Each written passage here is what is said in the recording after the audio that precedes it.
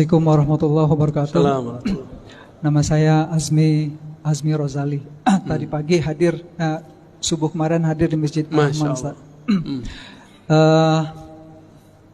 Saya di khutbah tadi menangkap Ustadz memberi stigma tertentu negatif kepada para pesantren hafiz, adik-adik kita yang sedang berjuang untuk menghafal Al-Quran saat ini, Ustaz. Oke.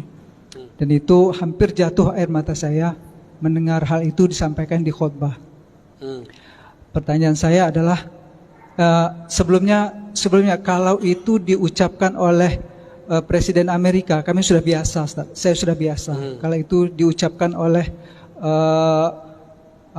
kaum buzzer yang membenci Islam, kami juga sudah biasa, Ustaz. Ini yang sekarang yang ngomong saya. Tapi kalau gitu kan? sekarang dia bicara itu, Ustaz, memang agak hampir jatuh air mata saya, Ustaz, mendengar itu. Jadi, kenapa Bapak jatuh air matanya? Apa saya menyerang orang rumah tahfiz? Iya, Ustaz. Bapak salah paham. Dari khutbah itu yang saya tangkap, itu Ustadz memberi stigma negatif kepada para kelompok hafiz Al-Quran. Terima kasih. Assalamualaikum warahmatullahi wabarakatuh. Assalamualaikum warahmatullahi wabarakatuh. Bapak kira saya bukan orang rumah tahfiz? Saya orang rumah tahfiz juga, Pak. Bapak kira saya bukan penghafal Quran? Saya penghafal Quran juga. Saya punya sanad Quran juga. Tapi baginda Nabi mengabarkan nanti di akhir zaman akan muncul khawarij yatluna ayatillah rotba. Mereka kalau baca ayat itu rapi.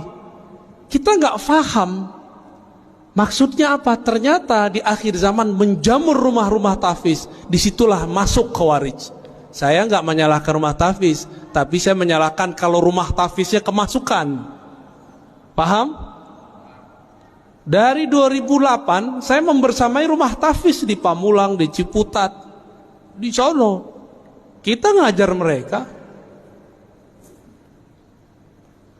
Bahkan saya sampai sekarang masih ngulang-ngulang hafalan saya lah, ya. Masih. Nggak ada stigma negatif. Stigma negatif itu kalau rumah tahfiz sudah kemasukan, dan itu kejadian, Pak.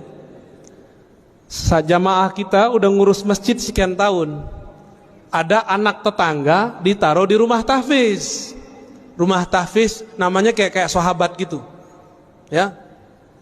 Pas Ramadan ada surat dari madrasahnya untuk berceramah berkultum. Apa isi kultumnya? Dari awal sampai akhir menyalahkan amalan di masjid itu. Anaknya baru berumur 9 tahun. Kemasukan nggak? Kemasukan, Pak. Itu di sana, di pusat itu. Saya nggak tahu nasibnya kalau di sini.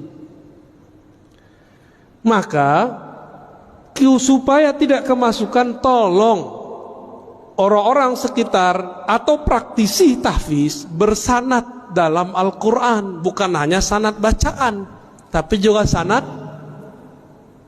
pemahaman.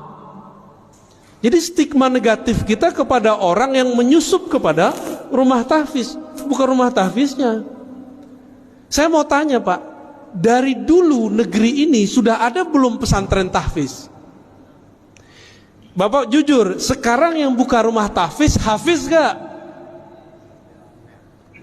Jujur aja, Pak. Hafiz gak?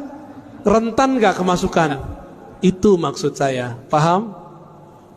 Kenapa kita kalau mau mengirim anak kita tahfiz gak dikirim ke pesantren tahfiz? Di mana pesantren tahfiz di Indonesia paling maju? Anak kecil-kecil, Pak, kayak gini hafiz 30 juz banyak. RCTI kan baru muncul kemarin sore yang digawangi oleh Syekh Ali Jaber almarhum. Kalau di Kudus, di Kerapiak, Pangandaran itu udah biasa bocah-bocah kecil hafal Quran.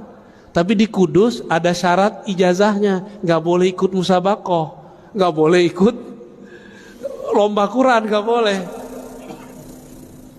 Anak-anak kecil hafiz Quran 30 juz, antum percaya nggak? Segede-gede gini. Kelas 6 SD udah ulang sekian kali. Masuk SMP udah belajar qiraat mereka sebagian.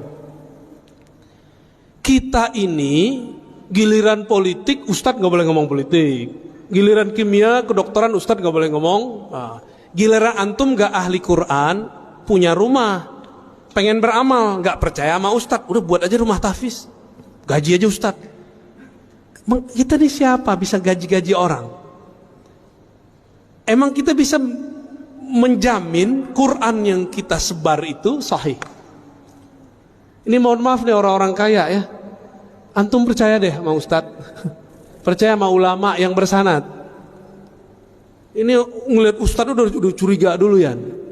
Akhirnya rumah tahfiz nggak dilepas-lepas, buat pesantren bangunannya doang. Banyak Pak, saya udah jalan, orang kaya bingung mau beramal, dia buatlah pesantren, judulnya tapi gurunya gak ada. Dimintalah seorang ustadz ngajar 3 bulan kabur, ganti lagi ustadz setahun bubar semua. Dia kira pesantren itu kalau ada bangunan terus tengahnya ada masjid berkubah, terus ada kaligrafi, dia mengira pesantren itu begitu. Pesantren bukan itu Pak. Pesantren itu guru, murid, kiai, santri, ngaji, baru ada bangunan. Kalau orang sok beragama, dia buat bangunan dulu, dia kira bisa bikin pesantren. Paham? Yang ngerti pesantren siapa? Ulama. Yang ngerti buat jalan, buat bangunan siapa? Insinyur. Maka kami gak urus Pak itu. Kita ini sering membatas-batasi ustadz, tapi kita kemudian ngambil wilayah dia. Ya. Jadi kalau nggak pakar-pakar amat, lu serahin ke pakarnya. Rentan sekali. Dan Bapak percaya atau tidak, salah satu guru saya didatangi salah satu gerakan rahasia di dunia, saya nggak usah sebut, dan mereka mengatakan apa, disampaikan ke kita waktu itu. Ini Bapak percaya atau tidak, ini bukan stigma negatif. Rumah-rumah tahfiz, ma'had tahfiz yang tidak jelas sanadnya itu proyeknya kami. Itu mereka yang ngomong tahun lalu. Untuk mengadu ulama-ulama yang ada di pesantren-pesantren dengan orang yang juga berkopiah, ngafal Quran, tapi isi dalam kolbunya tidak ada Quran. Dia cuma ngapal. Ini mohon maaf Pak, kita ini kan termakan. Kalau makof itu ke ahli Quran. Ahli Quran itu ada yang pakarnya hafalan, ada yang pakarnya tafsir, ada ahli Quran pakarnya di hadis, ada ahli Quran pakarnya di fikih, ada ahli Quran pakarnya di tasawuf. Itu semua ahli Quran. Bukan yang cuma tamatan Quran Pak, hafal tahfiz, enggak. Apakah bisa mengamalkan Quran tanpa ilmu fikih? Apakah bisa mengamalkan Al-Quran tanpa ilmu akidah? Kan enggak bisa. Jadi tolong diluruskan Pak ya. Saya tidak pernah punya stigma negatif kepada penghafal Quran. Saya cuma mengkhawatirkan jika rumah-rumah tahfiz dibuat oleh orang yang bukan ahli agama, nanti kesusupan oleh kelompok Khawarij. Itu aja Pak. Ya.